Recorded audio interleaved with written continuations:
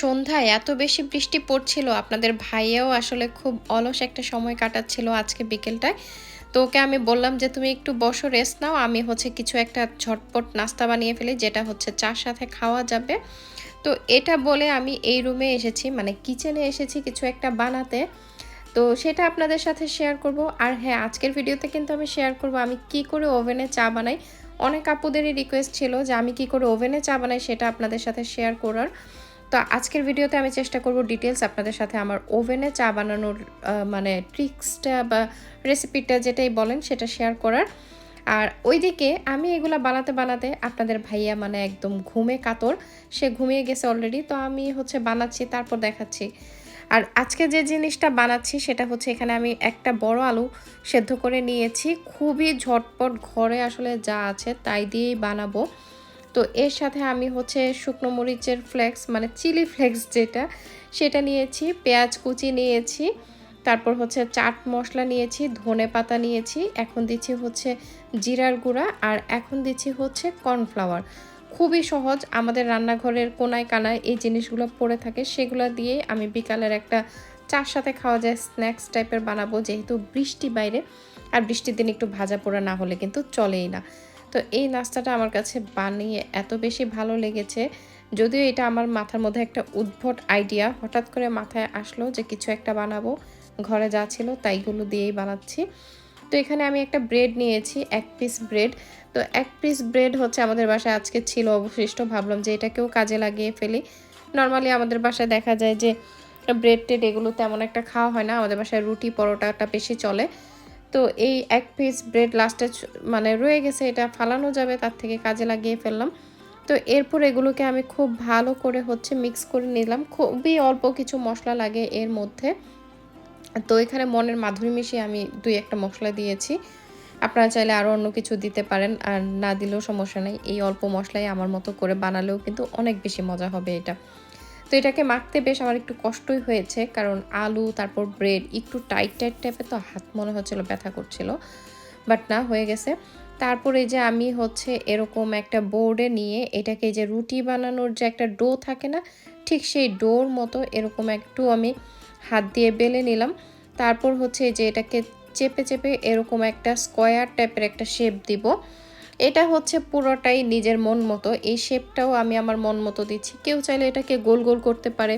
কেউ চাইলে হাতেই এটাকে হচ্ছে একটু লম্বাটে টাইপের শেপ দিতে পারে। তো আমি হচ্ছে চিন্তা করলাম যে একটু ডিফারেন্ট কিছু একটা বানাই। তো যে কারণে হচ্ছে এই যে এরকম শেপটা করা। এরপর আমি এই যে এরকম একটা ট্রায়াঙ্গেলের শেপ করে হচ্ছে এগুলোকে কেটে নিব। তো এই যে আপনারা দেখতেই পাচ্ছেন, আমি আসলে এই জিনিসটা বলে বোঝাতে পারবো না। যারা দেখছেন তো দেখে আইডিয়া করে নিতে হবে যে আসলে জিনিসটা কিভাবে করেছি। তো এই যে মোটামুটি এরকম একটা ট্রায়াঙ্গেলের শেপের হবে এই জিনিসটা।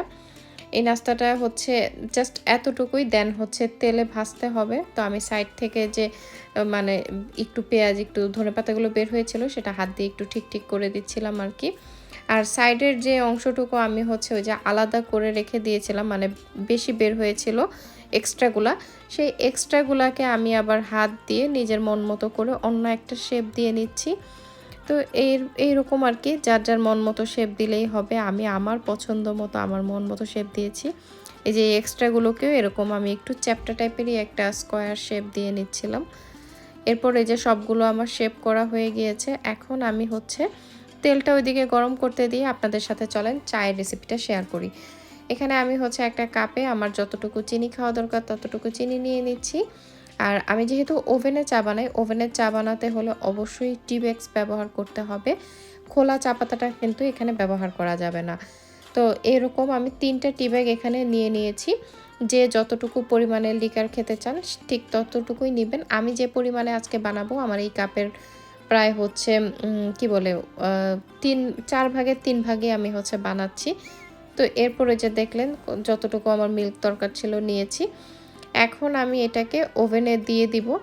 আর ওভেনে দিয়ে আমার হচ্ছে এটাকে আমি ২ মিনিটের জন্য ওভেনটাকে স্টার্ট করে দিব। আর আপনারা যারা প্রথম ট্রাই করবেন তারা প্লিজ ১ মিনিট ১ মিনিট করে করবেন। আদারওয়াইজ দেখা যাবে যে চাটা একদম ওখানে ভিতরে বলক এসে মানে পড়ে যাবে আরকি ওভেনের মধ্যে। আর এই যে এদিকে তেল গরম হয়ে গেছে, আমার এই যে বানিয়ে রাখা যে নাস্তাগুলো সেগুলো আমি এখন তেলের মধ্যে দিয়ে দিচ্ছি। আর তেলটা কিন্তু অনেক বেশি গরম হওয়া অবস্থায় আমি দেইনি, মোটামুটি হালকা গরম হওয়া অবস্থায় আমি দিয়েছি।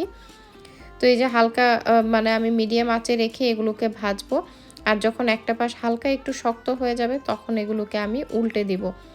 আলুর যেহেতু এটা তো একটু হচ্ছে নরম নরমই থাকে, আমি যেহেতু কাঁটা চামচ ব্যবহার করতেছি সো একটু সাবধানে আর কি, তা না হলে দেখা যাবে যে সাইডে গুঁতো টুতো লেগে ভেঙে গেছে। তো এগুলোকে এই যে এরকম হালকা ব্রাউন হওয়ার পর আমি এগুলোকে উল্টে দিচ্ছি। আর এর মধ্যে ওইদিকে আমার চাটাও হচ্ছে। তো চাটাকে আমি 2 মিনিট করে নামিয়ে নিয়েছি। এখন হচ্ছে দেখেন, এখন এটাকে আমি যে এরকম নাড়াচাড়া করব।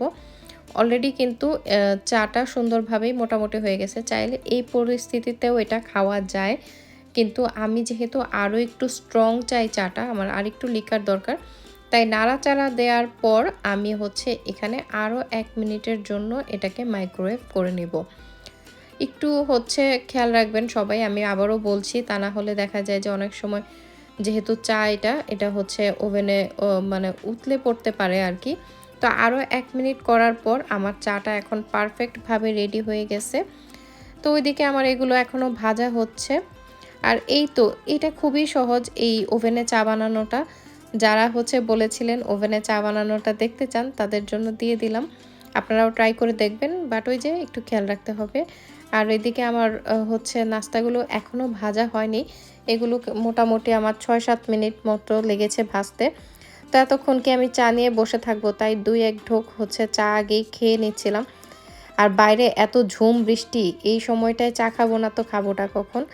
তো আমার ওগুলো ভাজা হতে হতে আমি হচ্ছে কয়েক চুমুক চা খেয়ে নিচ্ছি।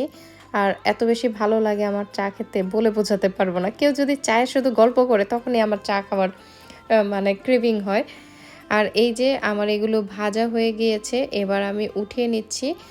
আর তারপরে যে কাণ্ড, ওই রুমে যাওয়ার পর আমি দেখি আপনাদের ভাইয়া পুরো একদম নাক ডেকে সে ঘুমাচ্ছে। তো এই যে আমি এগুলোকে সব কিছু পরিবেশন করে ভাবছি যে তাকে নিয়ে দিব, যে দেখি যে সে ঘুমে কাতর। তো আমার নাস্তাগুলো রেডি, এবার চলেন আপনাদের ভাইয়াকে নিয়ে দেখাই যে তার কি অবস্থা।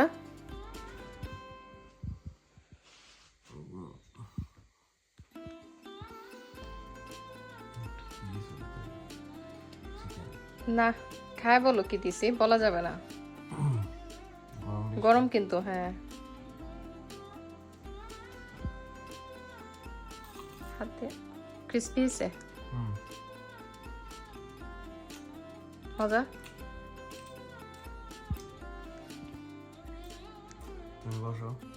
তার আমার চা নিয়ে আসি, ওভেনে চা দিছি। এগুলো ভেজে নিয়ে আসতে ভাবলাম যে আরও 30 সেকেন্ড আমার চাটা একটু গরম করে নিই, কারণ এর মধ্যে মনে হচ্ছিল যে একটু ঠান্ডা ঠান্ডা হয়ে গেছে। তাই আমি আরও একটু সময় মাইক্রোওয়েভ করে দেন হচ্ছে এখন একসাথে চায়ের সাথে টা খাবো। এই যে আমার চা আর তোমার সন্ধ্যার নাস্তা। আমি এইগুলো বানাইতে গেছি আর এর মধ্যে তুমি এক ঘুম দিয়ে উঠছো, তোমার চোখ টোকে যে কি অবস্থা। আচ্ছা খাও, আমি পানি তো আছি মনে হয় এখানে। আর এই যে আমার চা। তুমি চা খাবে না? তুমি একটু চা খাও, আমি একটু বেশি করেই বানাইছি। ওকে।